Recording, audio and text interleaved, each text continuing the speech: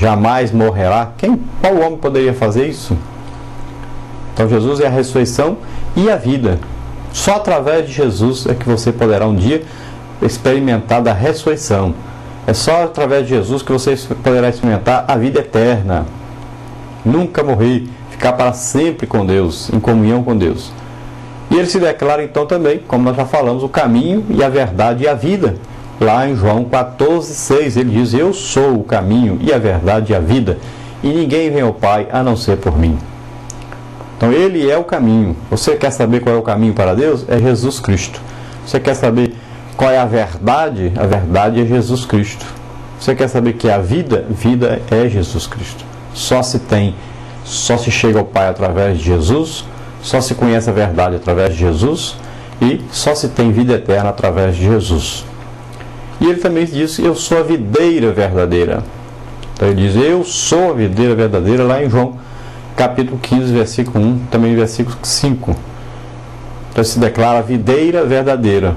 Ou seja, ele diz: eu sou a árvore e vocês são os galhos. E esses galhos, sem estar na árvore, morrem, secam-se, são lançados no fogo. Se referindo então àqueles que não estão em Cristo, quando morrerem, irão para o inferno, serão lançados. Mas aqueles que se chegarem a Jesus, aceitarem a Jesus como Senhor e Salvador, estiverem ligados a essa frondosa árvore que é Jesus Cristo, esses então poderão ser salvos. Então, sem mim nada podeis fazer. E as varas que não estão na árvore, não estão ligados nem na videira verdadeira, vão secar-se e vão ser lançados no fogo. Então, só em Jesus existe salvação. Nós vamos ver agora mais um quadro falando sobre a humanidade de Jesus. Falamos sobre Jesus e sua divindade. Agora vamos falar sobre Jesus e sua humanidade. Nós vamos ver Jesus como homem e vamos ver Jesus como Deus nesse quadro. Então, primeiro aí, como homem, nós falamos de Jesus na descendência de Davi. Romanos 9,5 fala sobre isso. Que ele é descendente de Davi. Então, fala da humanidade de Jesus. E, como filho de Deus, nós vamos ver João 5,18, 10, 33 e 36. Fala de Jesus como filho de Deus. Então, falando da sua divindade. Depois nós vamos ver aí Salmos 22, 22, Filipenses 2, 6 a 11. Vamos ver 1 Timóteo 2, 5, 2 Timóteo 2, 8. Fala da sua linhagem, a linhagem de Jesus como homem. Falando da sua descendência de Davi, né? Falando da sua linhagem real. Então, falando da parte humana de Jesus. E, como Deus, nós vamos ver João 10, 30, falando um com o Pai. Jesus se declara um com o Pai. Não se declara dois, nem três. Não diz assim: eu sou o terceiro com o Pai. Não, ele diz: eu sou um com o Pai. É o mesmo Deus. Deus é Pai, Filho e Espírito Santo. É um Deus só. Três pessoas: Pai, Filho e Espírito Santo. Mas o Deus único. É um Deus só. Depois, nós vamos ver na humanidade de Jesus e sua genealogia. Você veja Mateus 1, de 1 a 17. Veja Lucas 3, de 2 a 38. Falando da genealogia. Jesus descendente de quem? E vai falando. Nós vamos ver que Lucas, querendo mostrar a humanidade de Cristo, começa de Adão até chegar a Jesus. Mateus, querendo demonstrar aí a descendência real de Jesus, fala da descendência de Jesus, falando dos reis, né? Falando mais dentro do que Israel poderia entender. E nós vamos ver Jesus como Deus. João 1 fala que Jesus é o Verbo de Deus. E nós estudamos na lição passada. Deus é Pai, aquele que idealiza, planeja a salvação do homem. Jesus é aquele que executa, vem fazer, por isso Verbo. E o Espírito Santo revela isso a todos que desejam ser salvos. Falando da humanidade de Jesus, nós vamos falar de Jesus nascido de mulher. Mateus 1,18, Lucas 1,35. Então, ele veio ao mundo, ele diz em João 10 que o pastor legítimo, né, aquele que realmente é o verdadeiro pastor, que as ovelhas devem ouvir sua voz, ele diz que esse entrou pela porta no curral das ovelhas. Então ele chama o mundo de curral das ovelhas, e ele diz que aquele que entrou pela porta, esse é o verdadeiro pastor. Esse é o Salvador. Mas aquele que entrou por outra porta, não, é ladrão salteador. Então todos os dois, Jesus e Satanás, todos vieram do céu, todos dois. Só que um foi lançado fora do céu, caiu na terra, Satanás. Ele não nasceu como homem na terra.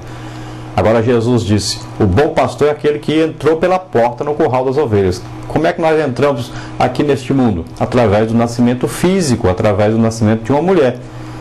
Então, Jesus nasceu filho de Maria aqui na terra, nasceu como homem.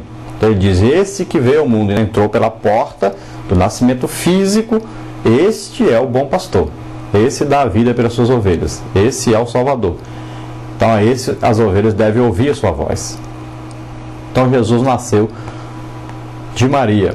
Nós sabemos lá em Belém, na sua humanidade, na sua humilhação. E nasceu de uma maneira muito pobre, muito simples, muito humilde.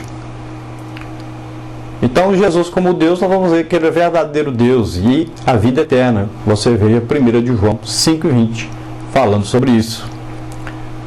Nós sabemos que na humanidade de Jesus ele teve irmãos e irmãs. Você pode ver isso em Mateus 12,47 e Mateus 13, 55 e 56. Lá fala de Jesus e dos seus irmãos e das suas irmãs. Nós sabemos que muita gente tenta torcer isso, falando que eram primos e tal. Até em algumas Bíblias, lá embaixo tem ali uma explicação de homens, não de Deus, falando que ali que se refere a primos e primas, mas na verdade eram irmãos e irmãs.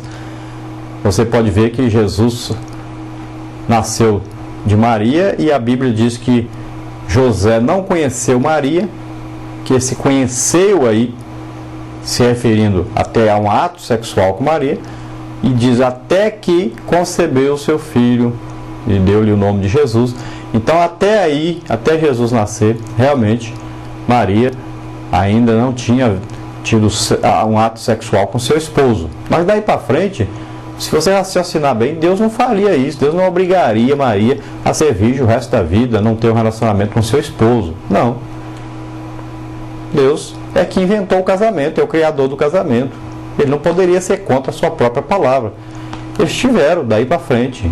E Jesus é chamado como primogênito de Maria, primeiro filho. Não é chamado como único filho, unigênito de Maria, único filho de Maria. Não. É o primeiro filho que ela teve. Teve outros filhos, teve filhas também. Leia então Mateus aí, 12,47, Mateus 13, 55 e 56. Você verá. E, como Deus, nós vamos ver os atributos divinos de Jesus. Ele era onipotente, onisciente, onipresente.